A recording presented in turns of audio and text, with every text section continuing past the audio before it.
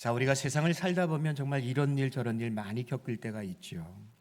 선한 의도로 말했고 또 그것을 이루려고 했지만 그것이 상대방에게 오해를 불러일으킬 때가 가끔씩 있는 것 같습니다. 상대방이 전혀 내 의도를 알아주지 않고 오해할 때 참 속상할 때가 있죠. 하지만 시간이 지나가면서 그 오해가 아주 원만하게 잘 풀려질 때, 그래서 그전보다 더 관계가 돈독해지고 더 서로가 깊이 이해하는 관계로 변화되어질 때, 참 그때 하나님 앞에 또 감사할 수밖에 없는 것 같습니다. 오늘 본문이 여러분 그런 내용을 우리에게 다루어 주고 있습니다. 여호수아서 22장 10절부터 전 마지막 절까지 오늘 본문의 내용을 다 보셔야 되는데, 오늘 문제의 발단 이야기인지 그렇습니다. 요단 동편에 세 지파가 있습니다. 루벤, 갓, 므낫세 반지파. 그러니까 므낫세 반지파라는 것은 므낫세 지파가 반으로 나눠졌다는 이야기예요. 동쪽에 또 요단강을 건너 서쪽에 이렇게 반반씩 거주하게 되었기 때문에 요단 동편의 지파를 이야기할 때 므낫세 반지파라고 이야기합니다. 이네들이 여러분 그 요단 서편에 있는 가나안 정복 전쟁을 다 마치고 다시 요단강을 건너서 자기네들이 이미 기업으로 받았던 그 땅으로 돌아가게 되어질 때에 그들이 강변에다가 아주 큰 제단을 쌓은 것이 문제가 되어졌습니다. 오늘 10절과 여러분 11절 말씀 보니까 그 세 지파가 요단가에 제단을 쌓았는데 남들이 보기에도 아주 큰 제단이었다라고 말씀하고 있죠. 문제는 이 이야기를 서편에 있는 나머지 9개 지파가 들은 다음에 아주 분노하게 되어졌다는 겁니다. 여러분, 이 세 지파는 이미 모세가 살아있을 때부터 요단 동편의 기업을 얻었던 지파입니다. 그 땅 지역을 이스라엘이 정복한 다음에 이 세 지파가 그 땅을 모세에게 우리에게 달라고 이야기해요. 근데 엄밀히 말하면 하나님이 약속한 땅은 그 동편의 땅이 아니라 서편의 땅이랍니다. 그 땅을 정복했으니 그냥 뭐 굴릴 수는 없잖아요. 그래서 주긴 주는데 모세가 그들에게 그 요단 동편 땅을 얻기 위한 두 가지의 조건을 이야기합니다. 첫 번째는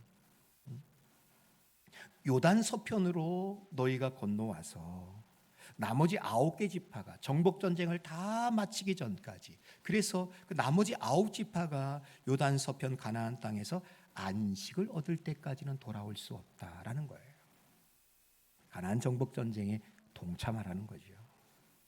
그리고 또 한 가지는 전쟁에 나서게 되어질 때 너희들은 그 전쟁의 최선봉에 서야 한다라는 거예요. 여러분, 이들이 정말 그렇게 했습니다. 여호수아를 비롯한 이스라엘 백성들이, 우리가 여호수아를 보셔서 아시잖아요. 혼연일체 한 마음이 되어져서 그 땅을 어느 정도 다 정복하여서 그들 가운데 안식이 주어졌을 때 여호수아가 그들을 돌려보냅니다. 당신들의 기업이 있는 요단 동편으로 가라는 것이죠. 그래서 그네들 모두가 다 기쁜 마음으로 요단 동편으로 가게 되어졌는데, 그들이 요단 강가에 이르게 되어졌을 때 오늘 바로 그겁니다. 그네들이 큰 제단을 쌓은 거예요. 12절의 말씀 보니까 이스라엘 자손들이 그 이야기를 들었어요. 그네들이 건너가다가 요단 강가에 큰 제단을 쌓게 되어지므로 이들이 분노하여서 실로에 모였습니다. 그러면서 그네들이 하는 이야기가 뭡니까? 저들과 싸우러 갑시다. 저 나쁜 놈들, 우리가 다 저놈들 혼내줘야 되는 거 아닙니까? 진멸시켜야 되는 거 아닙니까? 여러분, 이건 참 아주 난감한 상황이 벌어졌어요. 방금 전까지만 해도 같이 정복 전쟁에 나가서 목숨을 걸고 싸웠던 형제예요, 형제. 그런데 이제는 싸움이 일어날 수밖에 없는 일촉즉발의 위기가 그들 가운데 닥치게 되어진 것입니다. 도대체 문제가 무엇입니까? 문제는 말씀드렸다시피 바로 그겁니다. 이들이 돌아가다가 제단을 쌓은 것 때문에 지금 이 사단이 벌어지게 되어졌어요. 그렇다면 그네들이 제단을 쌓는 것이 도대체 뭐가 문제인가라는 반문을 우리가 할 수 있겠죠. 여러분, 얘네들이 오늘 제단을 쌓았다라는 것은 중앙성소 제도를 거역한다는 거예요. 중앙성소 제도 말 그대로입니다. 성소는 이스라엘 백성들이 하나님 앞에 제사 드릴 수 있는 성소는 오직 한 군데만 있어야 된다는 거예요. 중앙에. 이 배경 속에서 이야기한다면 바로 그것은 성소가 있는 실로가 되어야 합니다. 근데 그네들 마음대로 지금 요단강가에 큰 제단을 쌓아놓고 제사를 드리려고 한다. 이건 엄청난 배신이죠. 여러분, 중앙성소 제도가 의미하고 상징하는 바가 있어요. 뭡니까? 한 곳에서 다 같이 모여서 하나님 앞에 제사를 드림으로 우리의 신앙은 하나다. 한 하나님, 유일신 하나님을 섬기는 여호와 하나님만이 우리의 신이다. 또 하나, 그렇게 신앙으로 하나가 되어짐으로 인하여서 우리는 한 형제입니다, 한 공동체입니다라는 신앙과 공동체성을 보여주는 것이 중앙성소 제도입니다. 근데 얘네들이 지금 거기서 제단을 쌓았다, 거기서 지금 제사를 드리려고 한다, 이 모든 것들을 지금 다 깨버린다라고 요단 서쪽에 있는 9개의 지파가 지금 싸움을 하려고, 응징하려고 출정 준비를 하고 있는 겁니다. 자, 우리는 조금 전에 12절까지 어떤 발단 부분에 대해서만 성경을 읽는 것을 멈췄기 때문에 그 결말이 여러분들이 어떻게 나타나고 있는지는 잘 모르실 것 같아요. 근데 저 끝자락으로 이제 서로 간에 대화가 이어지면서 여러분 아주 해피 엔딩으로 끝나요. 그들의 갈등, 그들의 오해가 다 해소되어졌어요. 자, 제가 오늘 여러분들에게 말씀드리고 싶은 내용이 바로 그거예요. 사람들이 둘 이상 모이는 곳이라면 항상 거기에는 오해가 있을 것 같아요. 오해가 확산되어지면서 갈등도 있고 더 커지며 분립과 대립이 있기 마련이죠.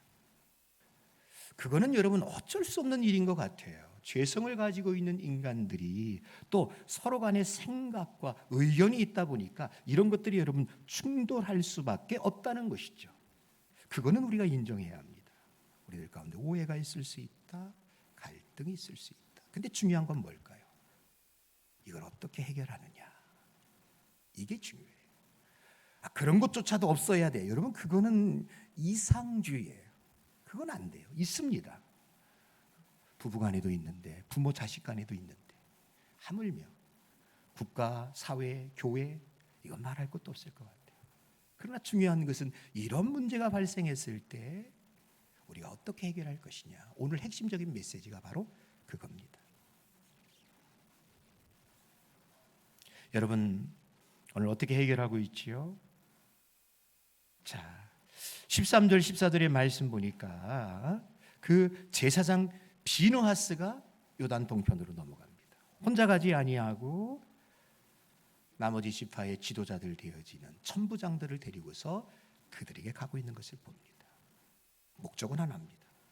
너희들 왜 그렇게 했느냐? 이유가 뭐야? 왜 그런 거야? 몰라서 그런 건 아니잖아. 그 상황을 알아보기 위해서 건너갔음을 알 수 있습니다. 자, 그들이 건너가서 16절 이하서부터 20절까지 여러분 그 요단 서편에 있는 사람들이 지금 동편에 있는 사람들에게 말하고 있는 내용이 거기에 기록되어져 있습니다. 여러분들 그 구절을 이렇게 쭉 눈으로 쫓아오면서 제가 말하는 것과 이렇게 좀 매치를 시켰으면 좋겠어요. 16절에서 그들이 이야기합니다. 당신들 어찌하여 제멋대로 단을 쌓아서 하나님을 거역하려고 하십니까? 17절 18절 과거에 있었던 사건을 이야기해요. 과거에 부월 사건에서 범죄한 것 때문에 온 회중 가운데 재앙이 내렸고 아직도 그 죄를 우리가 다 씻지 못하고 있는데, 아니 그것도 모자라서 또 이런 죄를 저지르는 겁니까? 하나님이 우리 가운데 벌을 내리실 것 같습니다. 17절 18절 이야기하죠.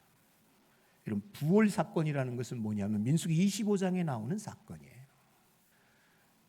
그 거짓 선지자 발람의 사주를 받은 발락이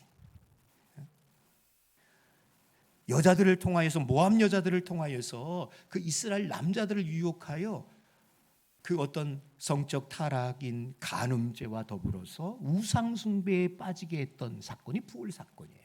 바알 부월이라고 그래요. 바알 신을 섬기게 했어요. 그 사건을 통하여서 여러분 2만 4천 명이라는 이스라엘 사람들이 죽었어요. 굉장한 사건이에요. 지금 그 이야기를 얘기하는 겁니다. 그때 그 사건이 아직도 우리들 가운데 아픔과 상처로 남아서 그 여파가 지금까지 있는데 당신들이 또 이런 죄를 저지릅니까? 그렇게 이야기하는 거죠. 그래서 19절에 뭐라고 이야기합니까? 이 땅이 마음에 안 들거든.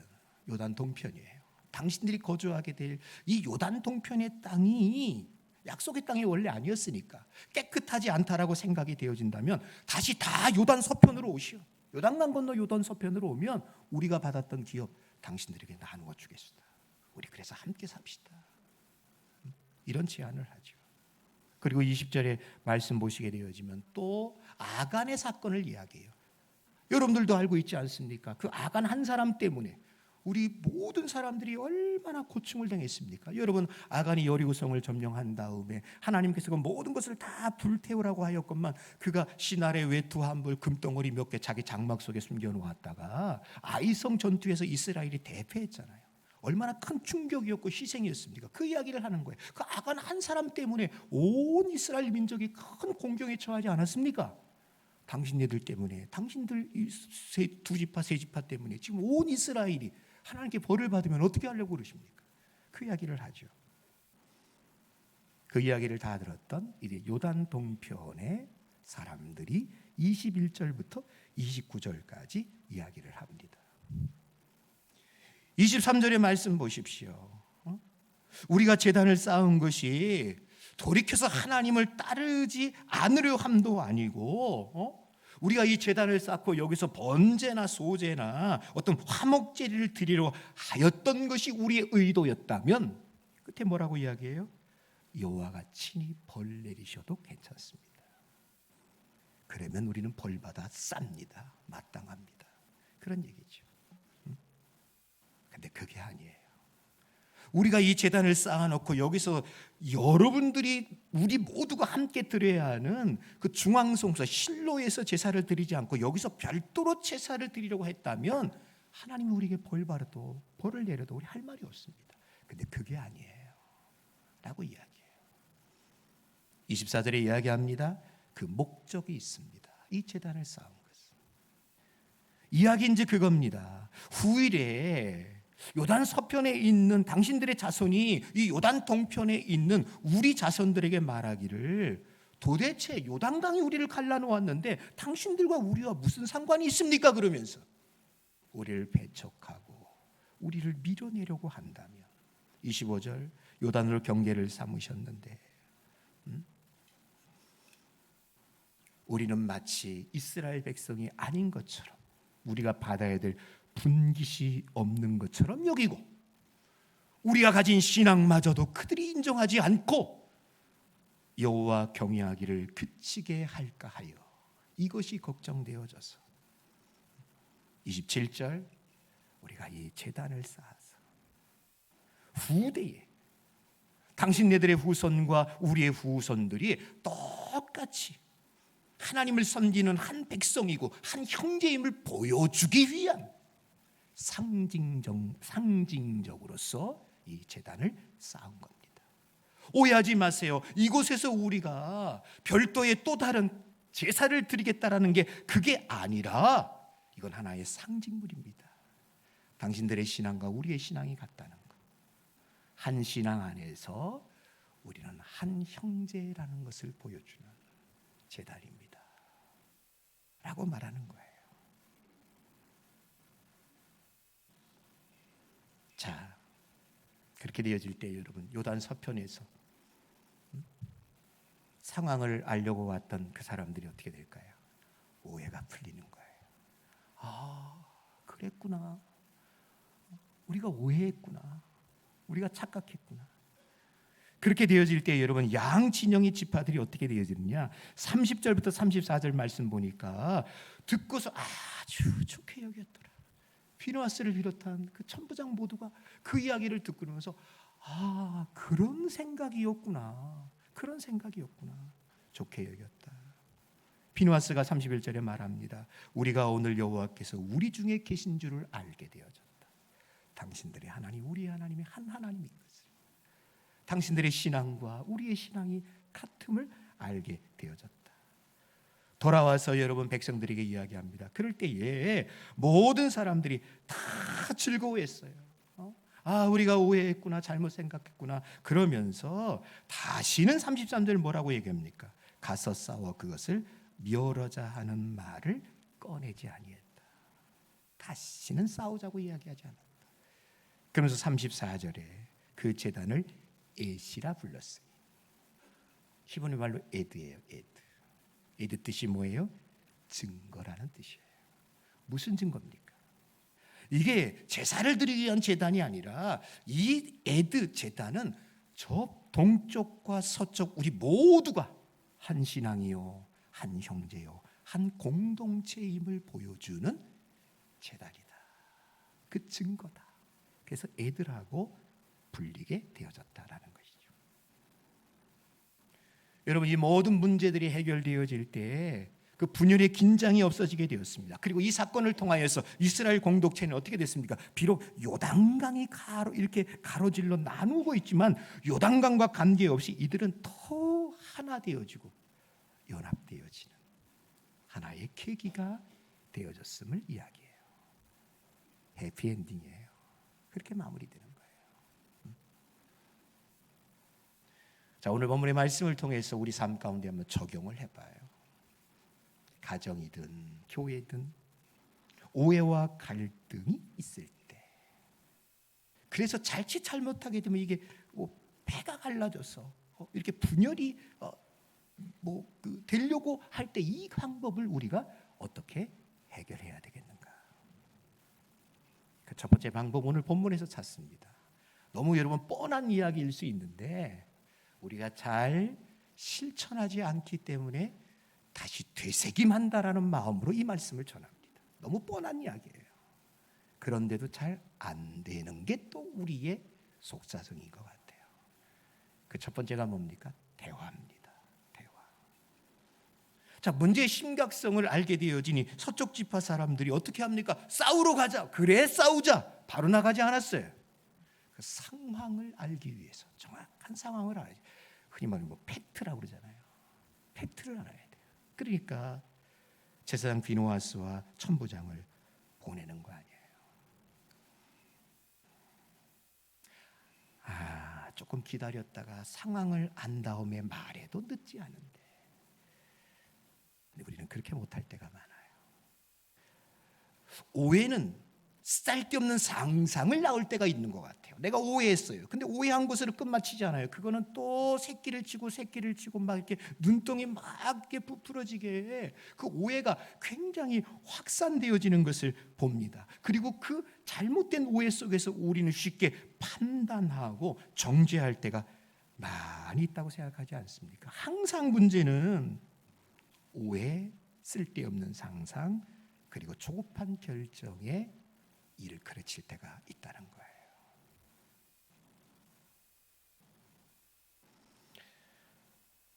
폴 투린이라는 분이 있어요. 이분은 결혼 상담 전문가예요. 이분은 결혼 생활의 그 변화에 대해서 3단계 주기를 이야기해요. 첫 번째는 뭐냐면 결혼 초기 단계, 미로의 단계가 있어요. 여러분들 한번 결혼 생활 다 오래 하신 분들이니까 한번 제 이야기를 들으면서 이렇게 좀 맞다 끄떡끄떡 하실지 모르겠어요. 미로의 단계가 있어요. 그때는 그냥 다 좋은 거예요.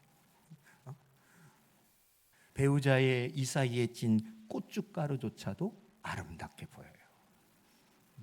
코딱지를 쑤시고 있는 모습이 그렇게 아름다운지, 미로의 단계예요. 그냥 좋아요.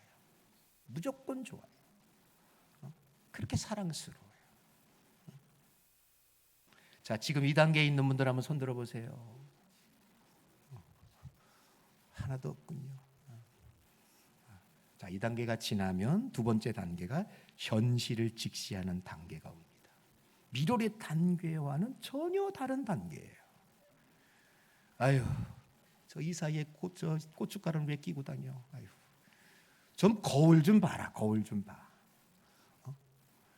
아유, 창피해. 아무데서나 코딱지 쓰시네. 그런 상대방의 결점이 보여지기 시작해요. 그러면서 어떤 일이 나타나냐? 화를 내요. 하지 말라고. 왜 그러냐고. 화를 내요. 무리한 행동이 나와요. 그리고 어떤 것들은 숨기기 위해서 거짓말도 해요. 싸우면서 욕도 해요. 근데 아무리 이야기하고 아무리 싸워도 변화가 일어나지 않자 두 부부 사이에는 어떤 이제 상황이 되어지냐면 정신적 이혼 상태로 들어가요. 각방을 쓰는 일이 나타납니다. 한 지붕 아래 살고 있지만 말 수가 없어요. 여러분들의 표정이 굉장히 진지한 걸 봐서는 제가 괜히 말 수가 없어서요. 각방 써요. 심지어 별거하는 사람들도 있답니다. 자, 2단계를 넘어서 여러분 수용적 단계라는 게 있습니다. 수용적 단계는 여러분 세 가지로 나타나는데 첫 번째는 체념형이 있어요. 에휴, 포기하고 살자. 체념이죠. 저 양반은 안 돼. 저 여자는 안 돼. 포기하면 사는 체념형. 두 번째, 체면형이 있습니다. 체면형. 무슨 뜻인지 아시겠죠? 남보기가 두려워서, 부끄러워서 당장이라도 도장 찍고 헤어지고 싶지만 그게 아니니까 남보기가 두려워서 그냥 살자는 거예요. 체면 때문에. 체면 때문에. 마지막 세 번째가 있습니다. 책임형이 있습니다. 자식들 때문에 이야기가 나오는 거예요. 자식들 때문에 그냥 살자는 거예요. 역시 여러분들이 지금도 이렇게 숙연해지는 걸 볼 때 이 세 가지 중에 하나가 걸리는 것이 아닌가 하는 생각이 듭니다. 조심스럽게. 자, 제가 손들고 표하자라는 말은 하지 않겠습니다. 근데 폴 트리니가 이야기하고 싶은 게 뭐예요? 이렇게까지 되기 전에 막아야 한다는 거예요. 이렇게 되기 전까지. 그 첫 단추가 뭐냐? 대화라는 얘기예요. 대화해라. 오해되지 않게 대화해라. 그 사람을 이해하기 위해서. 항상 문제가 커지는 이유는 오해하고 상상력을 키우는 겁니다. 우리 목사님이 말이야 그런 거야 맞아 그러면서 점점점 커져요. 대화하자. 자, 이번 주에 숙제를 드립니다. 여러분들 꼭 한 주간 동안 부부간에 일주일에 30분 이상 대화하기, 그리고 자녀들과도 30분 이상 대화하고 또 오셔야 돼요. 저도 잘 못하는 건데 죄송합니다. 내가 목사라서 그냥 또 어떻게 해요. 내가 우리 집사람이랑은 좀 대화하는 일인데 이 사춘기 한복판을 지나고 있는 우리 아이랑은 참 힘든 것 같아요. 내가 물어보면 그 아이는 단답형이에요. 알았어요. 싫어. 그거예요. 지훈아 밥 먹으러 갈까? 싫어. 뭐 먹을까? 싫어. 원하는 게 뭐예요? 아빠 좀 냅둬 그냥. 그거예요. 그걸 원할 때가 많아요. 저는 그래도 끊임없이 최 씨가 앉은 자리는 풀도 안 난다고 하였으니 끊임없이 방문도 열어보고 두드려 보기도 하고 끊임없이. 가끔씩 돈을 주면 좋아가지고 그때는 또 얼굴이 환해지면서 대화의 문이 열려요. 제 전술이에요. 어쩔 수 없어요. 그렇게 해야 되니까. 대화가 없으므로 더 소홀해지면서 멀어질 수 있기 때문이에요. 오늘 이 서편에 있는 지파의 훌륭한 점이 뭡니까? 건너가서 대화하기 시작했어요. 그럴 때 그쪽에서도 이야기하는 거 그거 아니에요. 그렇게 될 때 서로 대화 속에서 이 모든 오해가 다 풀려가게 되어졌다는 거. 자, 여러분 쫓아가십시다. 대화하자. 다시요. 대화하자. 자, 옆에 분들과 이야기하세요. 말하고 삽시다. 말지 마세요. 자, 두 번째는 배려와 헌신입니다. 배려와 헌신. 저는 오늘 본문의 말씀을 보면서 19절의 말씀이 굉장히 인상적이었고 감동적이었습니다. 자, 19절의 말씀 한번 같이 읽어보실래요? 읽습니다. 시작. 그런데 너희의 소유주가 만일 깨끗하지 아니하거든 여호와의 성막에 있는 여호와의 소유지로 건너와 우리 중에서 소유지를 나누어 가질 것이니라. 아멘. 지금 요단 서편에 있는 사람들이 그 동편에 있는 사람들에게 제안하고 있는 거예요. 당신들이 지금 살게 되어진 이 땅이 마음에 안 들거든. 약속의 땅이 아니니까 깨끗하지 않다라고 생각할 수도 있잖아요. 그렇게 여기거든. 보따리 싸가지고 다 건너오시오. 요단 서편으로 건너오면 우리가 이미 받은 땅이지만 기꺼이 당신들에게 나누어 주겠습니다. 나누어 줄 테니 우리 이렇게 반목하지 맙시다. 그런 거죠. 여러분, 이런 요단 서편의 제안은요 엄청난 제안이에요. 왜? 이미 영토 배정이 다 끝났어요. 근데 이네들이 돌아와가지고 다시 그것을 배분하게 되어질 때 여러분 과연 그게 얼마나 그 땅 가운데 소란스럽겠습니까? 그런데도 지금 이네들이 이와 같은 제안을 하고 있는 것을 보면 뭘 느낄 수 있어요? 그 어떤 것보다도 그 무엇보다도 공동체가 하나 되어지는 것만큼 더 중요한 것은 없다는 거예요. 실제적으로 우리의 기업 재산을 내놓아야 하는 이런 손실이 있을지라도 공동체는 지키자. 우리의 하나된 만큼은 꼭 지키자. 이런 헌신, 결단, 이해, 배려가 이 본문 속에 그대로 나와 있다는 거예요. 여러분, 글쎄 여러분들은 어떻게 생각하는지 모르겠지만 가정이든 교회이든 간에요, 누군가는 희생하는 사람이 있을 때 그 관계가 깨어지지 않는 것을 경험하지 않습니까? 글쎄요, 지금은 잘 모르겠는데 우리 가정의 이야기를 빗대어서 말씀드린다면 그 가정에서 자기를 희생해서 가정을 하나 되게 하는 역할이 주로 아버지보다는 어머니였던 것 같아요. 어머니가. 여러분들 아시다시피 저는 군대를 참 좋은 데 다녀왔습니다. 방위병. 그러니까 뭐 집에서 이렇게 왔다 갔다 부대 출근하고 뭐 동사무소 출근하던 그런 거예요. 그런데 제가 방위병을 하면서 제가 청년부 회장을 했어요. 여름 때 청년부가 수련회를 간다고 합니다. 아무리 여러분 방이라도 군인은 군인이잖아요. 근데 제가 부대에다가 청원 휴가서를 냈어요. 이유는 그겁니다. 교회 수련회 가야 합니다. 뭐 뒤집어졌죠.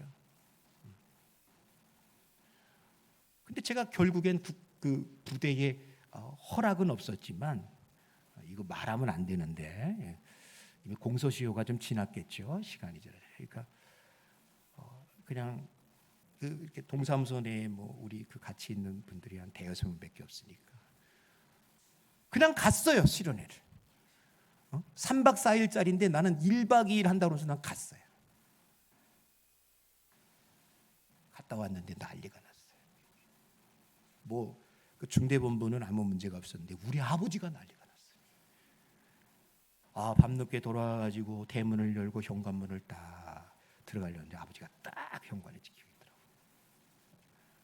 엄청 화나셨어요. 우리 아버지는 그런 분은 아니거든요. 저는 자라면서 아버지한테 매를 한 번도 맞은 기억이 없어요. 근데 그날 아버지가 손을 드시더라고요. 이놈의 새끼 그러면서 너 미쳤냐?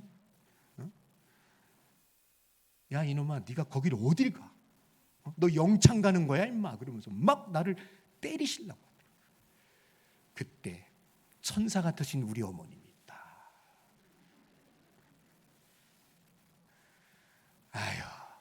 얘가 그래도 교회 회장이고 얘가 그래도 목사가 되려고 하는 아이가 아니오. 그랬더니 그냥 우리 어머니한테도 아버지가 막 역정을 내시더라고요. 저는 그때 어머니 때문에 살았습니다. 누군가는 그런 분이 있어야 돼요. 부모 자식 간에, 교회 공동체 안에 이 관계가 더 소원해지고 깨지지 않게 누군가는 자기를 희생하면서 내놓을 수 있는 그런 사람이 필요하지 않을까요? 자, 다시 교회로 돌아와서 교회 이야기 하나 합시다. 아주 심각한 갈등의 문제가 있었던 교회가 성경에 나옵니다. 고린도 교회입니다. 고린도 교회에 나타난 갈등은 여러 가지가 있었는데 그 중에 한 가지가 뭐냐면 우상에 바친 제물을 놓고 양 진영이 나눠지게 되어졌어요. 자, 제가 그냥 지은 겁니다. 첫 번째 먹가파가 있었습니다. 먹가파, 먹는 게 가능하다. 먹가파. 우상하게 바쳐진 제물이지만 하나님이 주신 것이다. 그냥 감사함으로 먹으면 된다. 먹가파예요. 두 번째 먹불파가 있었습니다. 이게 제가 만든 거예요. 그냥 먹불파. 이걸 어떻게 먹어? 우상하게 바친 제물인데. 이거 먹는 순간 우리도 우상 숭배하는 거야. 먹으면 안 돼. 먹불파가 있었습니다. 그렇지 않아도 분쟁과 갈등이 많았던 가린도 교회인데 이것 때문에 또 다른 분열의 조짐이 보이기 시작했어요. 그럴 때 바울이 제안하는 내용을 귀담아 들으셔야 돼요. 바울이 어떻게 제안하고 있느냐. 바울은 이야기합니다. 자, 27절에도 보시면 불신자 중에 너희를 누가 초청했는데 앞에 차려놓은 거 있어요. 근데 나는 알아요. 여기 지금 차려놓은 것이 이미 저기 우상제물의 신전에서 바쳐지고 시장에 나와서 이 사람이 구입해서 지금 차려놓았다는 거. 엄밀히 말하면 우상제물에게 먼저 드렸다라는 것을 알아요. 근데 뭐라고 이야기합니까? 알지만 묻지 말고 그냥 먹어라. 그냥 묻지 말고 먹어. 감사함으로 먹으래요. 근데 먹으려고 딱 숟가락을 들어서 젓가락을 집어서 딱 먹으려고 하는데 옆 사람이 옆구리를 푹 찔러요. 아주 심각하게 이야기해요. 뭐라고 이야기합니까? 28절에 보면 이거 재물이야. 이거 먹으면 안 돼. 당신 이거 먹으면 큰일 나. 그러면서 아주 심각하게 얘기를 하는 거예요. 그럴 때는 어떻게 하느냐? 들었던 숟가락 젓가락 내려놓아라. 왜? 누구 때문에? 그 사람 때문에. 그 양심을 위하여 먹지 말아라. 내 양심이 아니에요. 그 사람의 양심을 위해서 먹지 말아라. 철저하게 자기 중심이 아니에요. 이타적이에요. 상대방 중심이에요.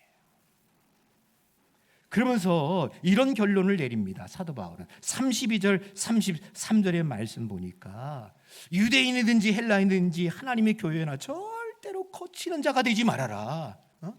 거치는 자가 되지 말아라. 33절에 뭐라고 얘기합니까? 모든 사람을 기쁘게 하여 자기 유익을 구하지 말고 많은 사람의 유익을 구하여 구원에 이르라. 구원을 하게끔 하라. 이거 내가 먹는 거, 여러분 사도 바울의 본질적인 원론적인 대답은 맞습니다. 이미 모든 것들도 다 하나님 앞에 하나님께서 만드신 것이기 때문에 그 먹는 것이 여러분 절대 죄는 아니에요. 괜찮아요. 먹어도 돼요. 근데 바울이 거기 덧붙여서 이야기하는 게 뭐예요? 그럼에도 불구하고 내가 먹는 것 때문에 다른 사람이 상처가 되어지고 아픔이 되어지고 꺼리낌이 생긴다면 바울은 먹지 말아라. 그렇게 이야기하는 거예요. 이게 먹는 것이 죄다 아니다 이 문제가 아니에요. 이 문제가 아니에요. 이것 때문에 상대방이 상처를 받느냐 아니냐 그거를 다루고 있어요. 고린도서 10장 23절 24절에 여러분 뭐라고 이야기합니까? 한번 자 읽어보세요. 읽습니다. 시작. 모든 것이 가하나 모든 것이 유익한 것은 아니에요. 모든 것이 가하나 모든 것이 덕을 세우는 것은 아니니 누구든지 자기의 유익을 구하지 말고 남의 유익을 구하라. 자, 더 정확하게 8장 13절에 이렇게 나와요. 자, 읽으세요. 시작. 그러므로 만일 음식이 내 형제를 실족하게 한다면 나는 영원히 고기를 먹지 아니하여 내 형제를 실족하지 않게 하리라. 먹어도 됩니다. 모든 것이 가해요. 근데 실족하게 되어진다면, 그런 내 모습 때문에 다른 이가 실족하게 되어진다면 가하나 유익이 되지 않는다면 하지 마세요. 가하나 내가 그렇게 말한다고 하는 것이 그게 뭐가 잘못이겠습니까? 내가 이런 행동을 한다고 그래서 그게 죄도 아닌데 왜 그러십니까? 말할 수 있어요. 그러나 뭘 이야기해요? 그것 때문에 다른 형제가 실족한다면 하지 마세요. 바울의 이야기는 뭐예요? 내가 고기 먹는 것 때문에 당연하지 먹어도 되지. 그러나 형제가 그걸 보고 실족한다면 나는 영원히 고기 먹지 않을 겁니다. 유익과 덕의 대상은 철저하게 자기가 아니었습니다. 상대방이었어요. 교회 공동체였음을 이야기하는 거예요. 자, 결론의 말씀을 내릴게요. 뭐 뻔한 이야기인데 송구합니다. 갈등도 있을 수 있고 차이도 있을 수 있습니다. 그럴 때 해결하는 방법은 대답하세요. 첫 번째 뭐 하라고요? 대화. 말하세요. 서로가 말하세요. 꽁 하고 있지 마세요. 서로 말하면 상대방의 입장을 이해할 수 있지 않을까요? 그 속에서 내가 오해한 부분이 있지도 않을까요? 두 번째, 배려와 헌신입니다. 나를 내려놓지 않고는, 내가 희생하지 않고는 공동체는 하나 되어질 수 없습니다. 오늘날 우리 한국 사회와 대한민국의 정치를 보면서 제일 안타까운 거는 저는 개인적으로 그거예요. 어디가 옳다 그르다를 떠나서 조금씩 서로가 양보하고 희생하면 좋으련만. 많이 안타까울 뿐입니다. 여러분, 그래요. 그거는 뭐 세상이라고 그러니까 그렇답시다. 우리 교회는 그러지 맙시다. 자, 우리 한번 표 한번 다시 한번 읽을까요? 자, 크게 읽습니다. 시작. 사랑하고 감사하며 삽시다. 또 한번 읽으세요. 시작. 사랑하고 감사하며 삽시다. 그 속에 아름다운 교회가 지어질 줄로 믿습니다. 그런 좋은 교회, 건강한 교회 될 수 있기를 주님의 이름으로 축원합니다. 자, 우리 함께 찬양합니다. 내가 먼저 손 내밀지 못하고, 내가 먼저 용서하지 못하고, 함께 찬양합니다.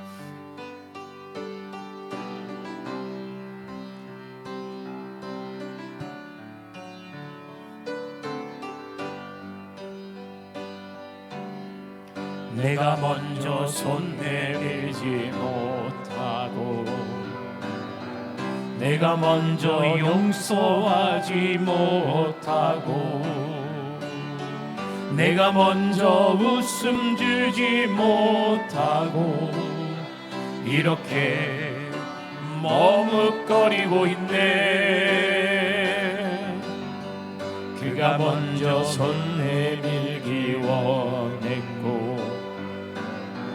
그가 먼저 용서하기 원했고, 그가 먼저 웃음 주기 원했네. 나는 어찌 된 사람인가.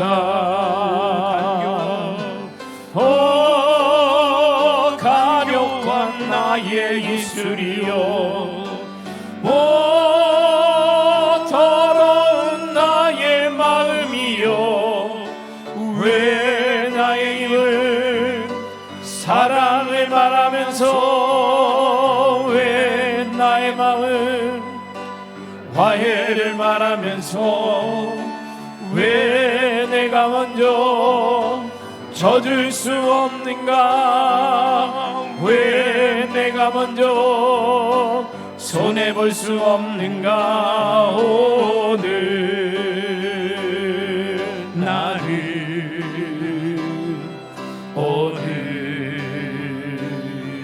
나를 주님 앞에서 몸둘 바 모르고 이렇게 흐느끼며 서 있네.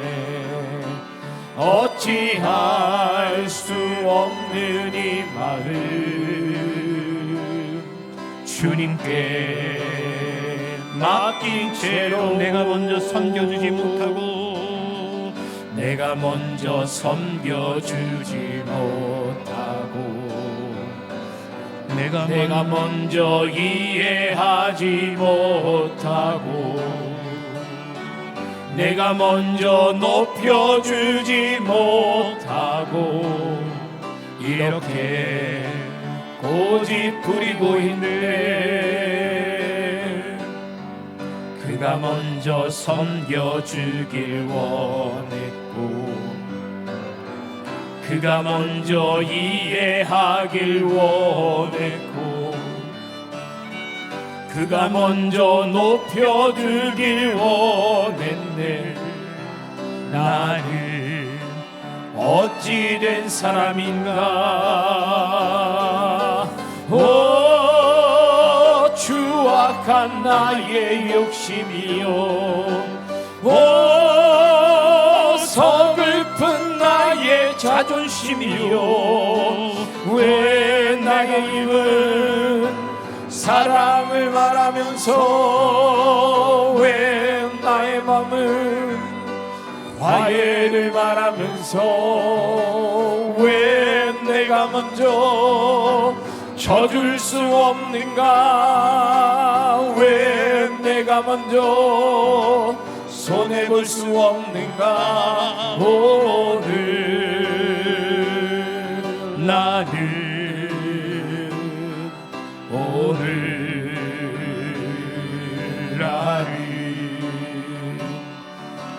주님 앞에서 몸둘 바 모르고 이렇게 흐느끼며 서 있네. 어찌할 수 없는 이 마음 주님께 맡긴 채로. 고마우신 하나님, 말씀을 들었습니다. 혹이라도 종이 잘못 전한 거 있으면 용서하시고요. 오늘 이 말씀이 정말 하나님께서 우리에게 주시는 말씀이라고 여겨지고 믿어진다면 오늘 주신 말씀처럼 우리 천산교회가 서로 이해하고 배려하고 헌신하는 가운데 하나 되어짐을 지키는 교회 되게 하여 주옵소서. 어쩌면 우리가 서로 몰라서 그렇지 우리 가정 가운데 부부간의 관계, 고부간의 갈등, 부모 자식 간에 금이 많이 간 가정도 있을지 모르겠습니다. 주님 불쌍히 여겨주시고 회복되어지는 은혜가 있게 하여 주옵소서. 오늘 바친 예물을 기억하사 우리의 생활과 범사 가운데 복을 더하여 주시되 생계가 어렵지 않게 하여 주시고 연세 드신 분들 노후가 공고하지 않게 하여 주옵시며 젊은이들 그 앞날이 막히지 않게 하여 주옵시고 무엇보다 이 나라의 민족이 안정되게 하여 주시옵소서. 모든 국민들이 평안한 가운데 행복을 누리며 살게 하여 주시옵소서. 하나님 아버지, 아프고 병든 분들이 있습니다. 주님 꼭 찾아가 주셔서 그들이 강건함을 얻을 수 있도록 기적과 능력으로 역사하여 주시옵소서. 감사드리고 예수님의 이름으로